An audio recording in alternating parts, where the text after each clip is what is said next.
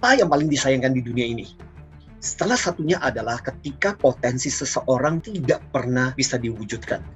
Itu sebabnya Jack Canfield yang menulis buku Chicken Soup for the Soul mengatakan, ada tempat di mana puisi yang tidak pernah terdengar, lagu yang tidak pernah kita bisa nikmati, dan lukisan yang tidak pernah kita lihat. Tempat itu namanya kuburan. Disitulah terdapat begitu banyak potensi yang tidak pernah terwujudkan. Nah, itu yang menarik ketika oleh Anthony Robbins di dalam salah satu bukunya, judulnya adalah Awakening the Giant Within You. Jadi membangkitkan raksasa di dalam dirimu. Bahwa pada dasarnya setiap orang itu punya potensi yang luar biasa. Saya punya sebuah cerita yang menarik yang berkisah tentang seekor harimau yang pada waktu ketika lahir ditinggalkan oleh induknya dan kemudian dibesarkan oleh sekumpulan domba-domba. Dan akhirnya harimau ini kemudian pun berperilaku, cara dia bergerak, cara dia melakukan aktivitas itu sama seperti kawanan domba-domba lainnya. Bertahun-tahun berlalu, tubuhnya sudah menjadi besar, tapi dia tetap merasa bahwa dirinya adalah seekor domba. Hingga suatu ketika kawanan domba ini diserang oleh kawanan harimau. Dan pada waktu ketika diserang, betapa kagetnya harimau-harimau liar yang menyerang itu menemukan ada satu ekor harimau bersama dengan mereka. Akhirnya mereka nggak jadi menyerang. Tapi pada waktu sebelum meninggalkan kawanan domba yang dilindungi oleh satu ekor harimau ini, harimau-harimau liar ini sempat bertanya, kenapa kamu sebagai harimau hidup bersama dengan para domba? Siapa bilang saya harimau? Saya kan cuma seekor domba. Itu jawabnya. So, yang kemudian menarik adalah si harimau liar sebelum meninggalkan sempat berpesan juga, kalau ada kesempatan, lihat dirimu di sungai yang begitu tenang, airnya jernih, untuk melihat wajahmu. Apakah wajahmu lebih mirip dengan para domba atau lebih mirip dengan kami? Dan akhirnya harimau itu kemudian pergi ke sungai yang airnya tenang dan kemudian melihat pantulan wajahnya di situ. Betapa kagetnya ketika dia pertama kalinya melihat bahwa pantulan wajahnya adalah pantulan wajah seekor harimau, bukan domba seperti yang selama ini dipikirkan. Dan sejak itulah si harimau yang dibesarkan bersama domba ini akhirnya sadar bahwa dirinya adalah seekor harimau. Tapi setelah dia mengetahui identitasnya, dia tetap melindungi para domba itu. So, ini adalah sebuah kisah anak-anak yang begitu terkenal. Banyak didongengkan juga dengan berbagai versinya. Tapi kisah ini kemudian mengajarkan kepada kita. Satu, banyak di antara kita mirip seperti harimau itu yang tidak kenal mengenai potensi dan dia yang sesungguhnya.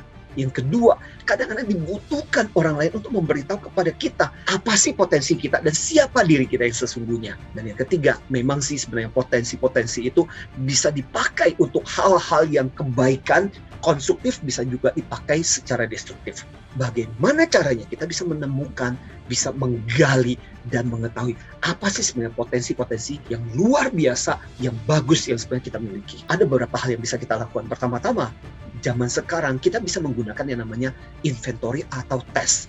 Ada banyak tes psikologi yang namanya tes bakat, dan dari situ kemudian kita bisa tahu, oh ternyata kemampuan saya, potensi saya ada di sini. Ataupun cara yang kedua adalah dengan melakukan refleksi. Anda bertanya pada diri Anda sendiri, selama ini apa yang bagus Anda lakukan? Yang saya maksudkan dengan bagus itu begini, sesuatu yang ketika Anda melakukan, orang-orang normal umumnya mengatakan, wow, kamu kalau melakukan ini kayaknya gampang banget deh, keren banget deh. Misalnya contoh, kalau Anda bakatnya adalah berbicara atau ngomong, orang-orang di sekitar Anda sampai bilang, kok hebat ya kamu kalau ngomong itu, kayaknya ide ini bisa keluar dengan begitu gampangnya. Kalau saya tuh mesti mikirin lama banget, malah kadang-kadang grogi. Nah, berarti kemungkinan besar Anda punya potensi untuk jadi seorang pembicara. Atau misalnya contoh, suara Anda bagus. Ketika orang lain mengatakan, kalau kamu nyanyi itu bagus banget deh. Kalau biasanya aku nyanyi itu suaranya fals, kok kamu kedengarannya keren, enak, empuk didengar. Berarti kemungkinan besar Anda punya bakat untuk menyanyi. Nah, langkah Anda berikutnya adalah bagaimana Anda memoles kemampuan itu. Karena yang namanya potensi itu masih berupa batu kasar. Jadi perlu digosok, perlu dipoles untuk menjadi intan berlian permata yang berharga. Atau cara yang ketiga adalah dengan melakukan try out atau mencoba-coba. Ada pepatah yang bagus yang mengatakan, you don't know how high you can fly if you don't try to fly. Anda tidak pernah tahu seberapa tingginya Anda mampu terbang kalau Anda tidak mencoba. Nah, dalam hal ini tugas kita adalah try out. Try out itu artinya kita mencoba. Mencoba untuk melakukan ini, mencoba untuk melakukan itu, dan ternyata kita menemukan potensi kita ada di situ. Saya kasih contoh, ada seorang rekan saya, dia nggak pernah berpikir bahwa dia mampu untuk kuliner, bikin kue. bikin masakan. Nah, tapi karena kondisi pandemi, dirumahkan dan tidak bisa melakukan apapun, akhirnya dia coba-coba dan kemudian buat kue, bikin masakan, dan ternyata enak loh. Dan kemudian akhirnya dijual. Kita tidak pernah tahu kemampuan kita sampai kita mencoba. Nah, di bagian ini seburuk-buruknya adalah kita gagal, kita nggak berhasil. Tapi ketika kita berhasil menemukan bahwa ternyata kita punya kemampuan di situ, wow, itu bisa menjadi potensi kita berikutnya. Bahkan itu bisa menjadi sumber keuangan buat diri kita. Langkah yang berikutnya adalah minta masukan, feedback dari orang. Kadang-kadang kita nggak pernah tahu tentang kemampuan kita. Orang lainlah yang bisa melihat, orang lainlah yang tahu tentang kemampuan kita. Dari keluarga kita, dari teman-teman kita, dari orang yang kenal dengan kita. Itu bisa menjadi sebuah masukan tentang apa potensi kita. Kita tinggal bertanya kepada mereka, menurut kamu apa sih potensi saya? Menurut kamu kemampuan apa sih yang saya miliki yang sebenarnya saya bisa kembangkan? Nah, pertanyaan yang bagus akan menjawabkan jawaban yang bagus juga. Dan yang terakhir, yang bisa kita lakukan untuk membangunkan potensi kita adalah dengan bergabung bersama dengan teman-teman, rekan-rekan, ataupun komunitas yang punya hobi di bidang tertentu. Seperti saya misalnya, saya baru belajar. Saya punya kemampuan dan saya senang untuk melukis. Dan itu adalah salah satu kesenangan saya waktu ketika masih kecil. Tapi dengan berjalannya waktu, saya tidak punya waktu lagi untuk melakukan itu.